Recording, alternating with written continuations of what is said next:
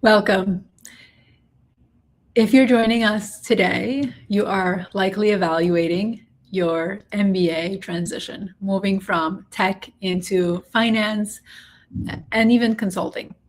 And what I want for our viewers to get out of this is that the schools you choose for your transition matter profoundly. So not just have you been admitted and said yes to a school, but rather which schools are you even targeting to begin with that are going to help you make this transition. Candidates come to us asking which is the best school for finance or which is the best school for a consulting placement. And the question isn't necessarily the wrong question, but what they are not really thinking about is that this entire process is not about the objectively best, quote unquote. It's really about which school's specific ecosystem, recruiting infrastructure, and culture approach it. The culture aligns with your particular transition and your particular career objectives. So what we're going to examine today is how Booth, Wharton, Columbia, and Tuck each approach tech to finance transitions differently. Each of these programs have built its own advantages, its own infrastructure that help, many applicants go through this process. That doesn't mean that that has to be you, right? We'll look at actual employment reports from class of 2025, and then dive a little bit more deeply into what those numbers actually you should be looking at those numbers, not just as a pure black and white number, but rather the elements underneath those numbers in terms of what they mean for you. So let's get started. Transitioning from tech to finance through MBA, it's a really important piece that you have to be thinking about. So when you're coming from the technology space, whether you are product manager at Meta, an engineer at Google, data scientist at a startup, you're making both what the admission team as well as the recruiters consider to be a significant transition. So you're changing industries, often changing functions, and you need to prove to them that you understand what you're moving into and why this makes sense for you. So these programs that we're targeting today all have finance and consulting, a strong finance and consulting placement. But what we're looking here is they have the recruiting infrastructure that is going to make a huge difference for you. So some tech professionals thrive in Wharton structured, finance-centric environment. Others find Booth's analytical, choose your own adventure flexibility more aligned with how they think and how they operate. Columbia's New York location creates certain recruiting advantages that matter enormously to some candidates. And Tuck's intimate, collaborative culture enables a depth of preparation that some candidates need, while others find that kind of structure to be restrictive.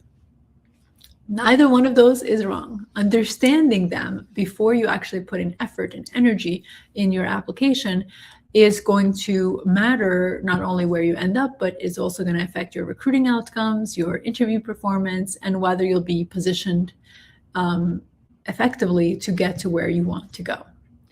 So what I want your takeaway today to be is that the school's infrastructure, culture, and approach to your specific transition is extremely important and will determine whether you successfully execute that transition, both short and long term.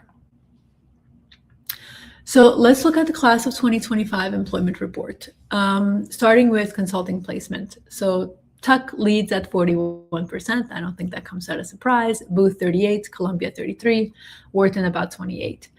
Now, before you conclude that Tuck is the best consulting school, that's not what this data is necessarily telling you. What it's telling you is that Tuck's culture class composition and sort of ecosystem naturally attracts a higher percentage of students interested in consulting.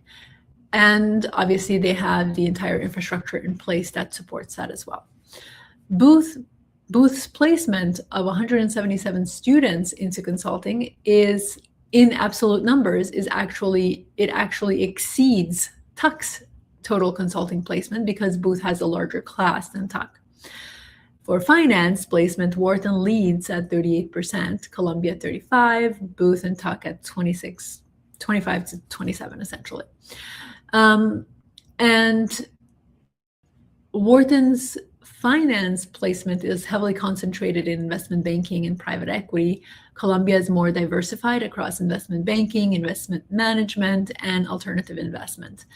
Booth includes corporate strategy in their finance function, which skews their categorization a little bit differently, right? Obviously, also the salaries are relatively equal. What matters more than these numbers is understanding what they reveal about each school's recruiting infrastructure.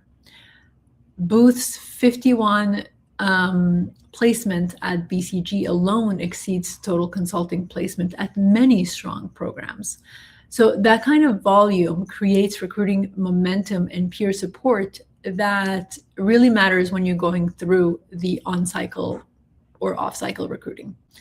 Wharton's 38% finance placement means you are in an environment where financial services recruiting is quite prevalent in the conversations. And Columbia's New York location means you can have coffee chat with a buy-side firm on Tuesday afternoon, and then go back to class, go back to campus, and kind of continue your day. That's not necessarily accessible at every single school. So these numbers reveal the environment you'll be recruiting in and the infrastructure supporting that transition. So it's really important that you are delving deeper into the numbers and really understanding what they mean for you and your goals. But don't do this before you work on your goals. So let's frame this around what actually matters for your or for you as a tech professional evaluating these transitions, because the question is really which school understands how to position your tech background as an asset rather than something to overcome. And it's extremely important as you evaluate these next steps. So Booth's analytical culture directly appeals to how tech professionals think. If you have spent your career making decisions based on data, building models, solving quantitative problems, Booth's approach feels very, very natural. That flexible curriculum means that you can genuinely build your own experience itself. So whether that means your quantitative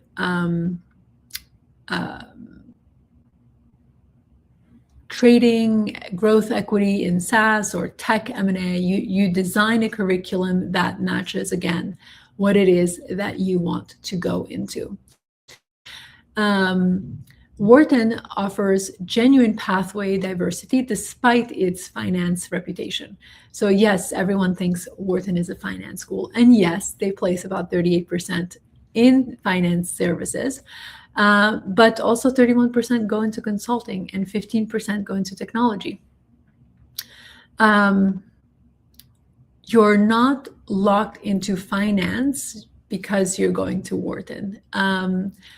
What Wharton offers to tech professionals is optionality. You can recruit for investment banking and consulting simultaneously, or you can pursue product management at a tech company equally as well. The strength is that all these paths are well supported through a variety of different means on campus. Columbia's data tells an important story about tech professionals. 10% of the class stays in technology or moves into technology, often in roles like corporate development, strategy, or fintech product management. This is, so essentially, if you are a product manager who wants to move into fintech PM or an engineer interested in crypto ventures, or someone targeting growth equity at a software company, Columbia's New York City ecosystem is really going to connect you naturally to that environment, to those employers. The finance placement is genuinely diverse across a variety of different spaces, which means that you're trying to leverage your technology knowledge, or your technical knowledge rather, across a variety of different kind of employers. Tuck places 13% into technology as their second largest industry after consulting. So they're recruiting, or they're placing rather people into Amazon, Microsoft, Google, alongside other consulting firms as well. What this means for tech professionals is that the transition isn't necessarily binary. You can build consulting or finance skills while keeping strategic tech roles as an option, obviously depending on the market that you are coming out of business school from. The real question for you is which school or schools, because you should apply to multiple, is going to help you tell the story of why your tech background makes you a better investor, a better consultant, a better finance professional. Not despite of your background, but because of it, because of the exposures that you have. And I think that nuance is oftentimes overlooked when you are just thinking of yourself as a number and as a metric. You really want to dive into what it is that you bring to the table and be able to communicate that effectively. And see where it lands, of course, most effectively. So let's go through schools. Booth's value proposition for tech professionals is quite distinctive, and it starts with how they think about the MBA itself. So if you spent your career in tech making data-driven decisions and building solutions to complex problems, Booth's analytical culture is definitely a natural fit. The flexible curriculum matters specifically for those who are looking to change careers. You don't have to necessarily fit into a predefined track, but you're choosing courses that build a specific expertise you need for your target role. So if you're a former product manager targeting growth equity in enterprise software, you can combine venture capital, corporate finance, and technology strategy courses to develop that genuine expertise that will help you get there. If you're an engineer moving into consulting, if you can definitely build analytical frameworks and strategic thinking skill sets while maintaining that technical credibility while you're there.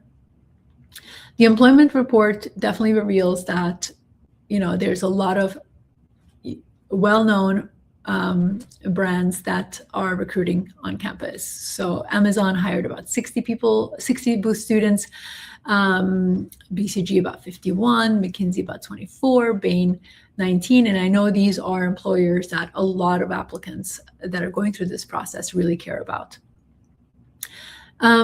They also place about 29 students, or in 2025, they placed about 29 students in corporate strategy, which represent a particularly relevant pathway for tech backgrounds. You don't necessarily need to be, tech or bust. You can really have a lot of optionality in terms of where you want to go. So you can, you can go into strategic planning at a Fortune 500 company, corporate development, M&A strategy. These are valuable or valid pathways that you can follow, and your tech experience and expertise is a real asset in these spaces. For those who are transitioning into finance, Booth's Chicago location creates specific advantage. Middle market, private equity, alternative investment, quantitative trading firms in Chicago actively recruit Booth students. So if you're open to staying in that Chicago ecosystem, there's definitely going to be opportunities for you. You also have access to the East Coast firms, but you will have to do a little bit of more proactive networking in order to do this. Those who thrive at Booth are people who value intellectual autonomy, who can design their own recruiting strategy, who want to build specialized expertise rather than general MBA knowledge. So if you're someone who really succeeds or has succeeded in tech, but you want to really develop your strategic skill set and you know what you want to learn, Booth's structure and ecosystem can definitely be a huge asset in that development. One thing to consider for Booth is that flexibility, the flexibility that some people value can feel like ambiguity if you need more structure. And that's really important to keep in mind. Don't apply to Booth if you are someone who needs the structure, because you will not get it there. And then you're going to be left dejected that you chose a program that didn't give you the structure you need, but they talk about that the entire time. Booth will not prescribe exactly which course to take or which firms to target. You have the freedom to make strategic choices, which means you also have the responsibility for making good decisions. So let's go to Wharton. So Wharton offers tech professionals a lot of opportunity that one can follow a variety of different pathways. So looking at the actual placements, a significant amount of students go into consulting, equally finance and technology. The technology students go into 15% of students go into technology post Wharton, which means that Wharton isn't necessarily pushing everyone into technology, but those who have the interest definitely have the opportunity. You can recruit for product management at Amazon, strategy roles at Microsoft, or corporate development positions while building your finance and strategic expertise through your MBA. For tech professionals, this matters because different finance paths value your technical background obviously differently. So growth equity firms investing in SaaS actively want people who understand product development. That is a huge asset. Fintech roles need people who can bridge technology and finance. Your tech background is a huge asset. Tech-focused investment banking groups value operational insight that you'll be able to provide. Again, these are all values that you bring to that ecosystem. What Wharton provides for tech professionals specifically is infrastructure across multiple pathways. You can recruit for consulting and finance simultaneously, and the career services ecosystem definitely is going to work for both. You can explore venture capital while keeping product management option open. The strength isn't that you're locked into one pathway, it's that you have strong infrastructure, whichever direction you choose while you're there. And you have a really strong support system, both around students as well as alumni who are going to help you get there. What makes Wharton work for tech professionals is that you can leverage your technology background as a differentiator in your finance recruiting. The person sitting next to you probably has a finance or consulting background. Your experience building products at scale, understanding technology platforms, or solving engineering problems make you distinctive in the applicant pool. Obviously, if you position it correctly, because if you're an engineer, as you know, you are also overrepresented. But if you are positioning it correctly, you are able to communicate your differentiating factor. Who thrives at Wharton? These are people who want strong infrastructure across multiple pathways, who can articulate why their technology, in this case, technology background, enhances their target role, and who value being at a program with demonstrated success placing tech professionals into finance and consulting roles. The East Coast is something you have to consider, even though Wharton has a San Francisco satellite campus. A lot of placements are going to happen more, excuse me, more in the East Coast, and the opportunities are more going to be in the East Coast. What you want to consider is that you need to be proactive about positioning your transition story. Wharton gives you the platform and the resources, but you're responsible for articulating why a tech PM should work in private equity, or why an engineer would excel at McKinsey or any of the consulting firms. The infrastructure exists, the support exists, but the narrative is absolutely yours to build, and everyone going through this process should really keep that in mind. Let's go through Columbia. Columbia's positioning for tech professionals is unique among the 4 programs, and it stemmed from being obviously located in Manhattan, where technology and finance opportunities increasingly interact with one another. Let's think about also the 10% of the Columbia's class that stayed into technology. These are people who use the MBA to move into corporate development, strategy, or product leadership, or worked on venture building roles.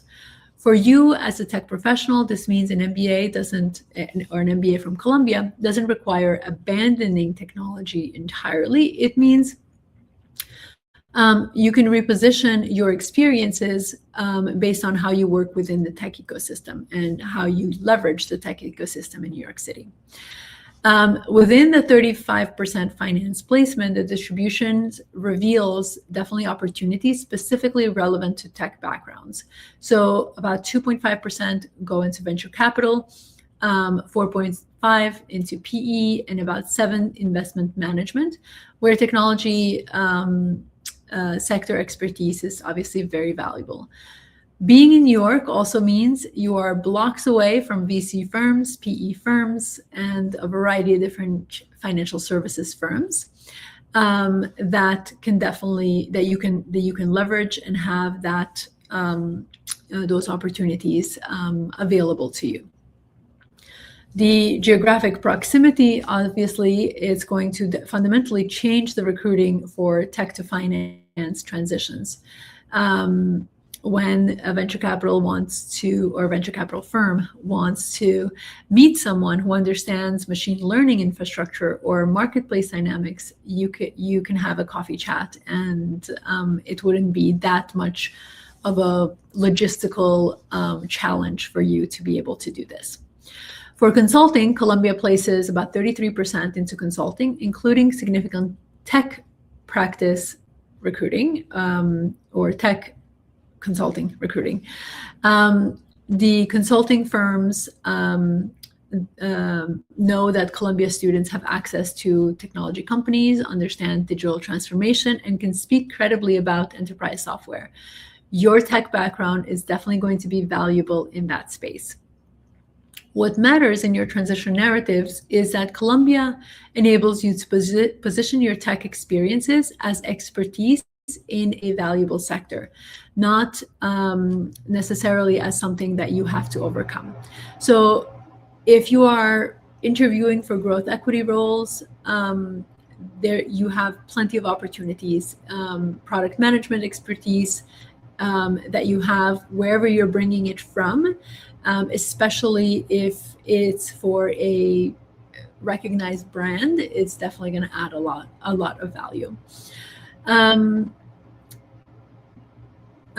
So Columbia, those individuals who thrive at Columbia are people who want to stay connected to technology while building finance and consulting credibility. Those interested in fintech, venture capital, growth equity, or tech-focused consulting roles are definitely going to have the opportunities given the Columbia's ecosystem to be successful there.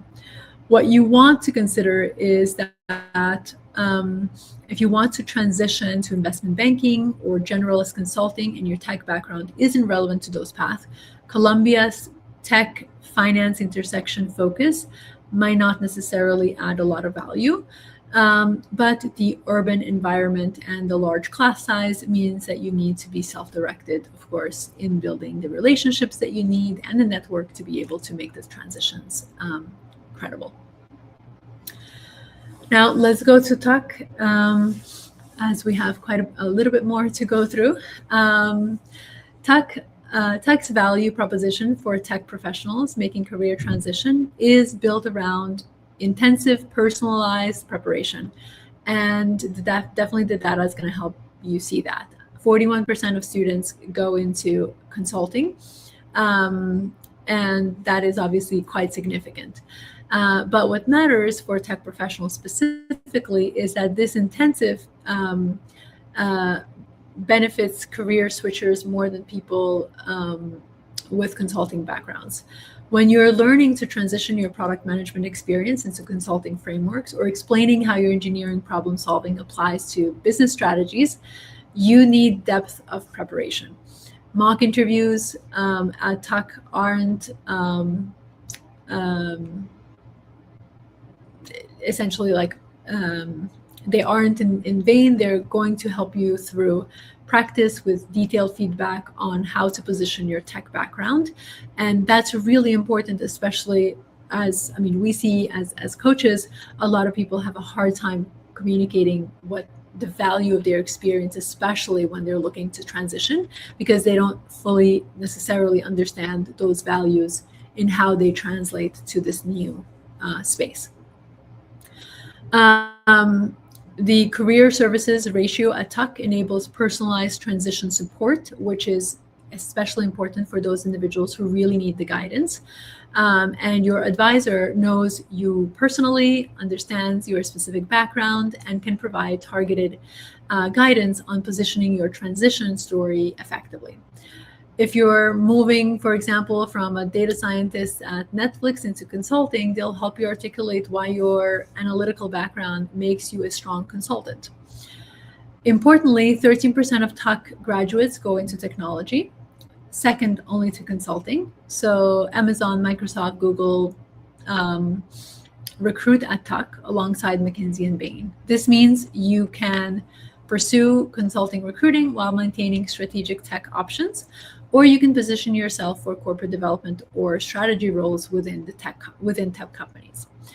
The collaborative culture particularly benefits tech professionals who may not have transitional business background. So you really want to make sure that you're selecting Tuck if you understand just how much, or if you really need that hand-holding process. The Hanover location is definitely a consideration and is something that Tuck actively and very openly talks about, how they vet out individuals who don't really understand what that actually means. You are, being in Hanover, you are essentially isolated, and that means that you're not in a financial center for any means.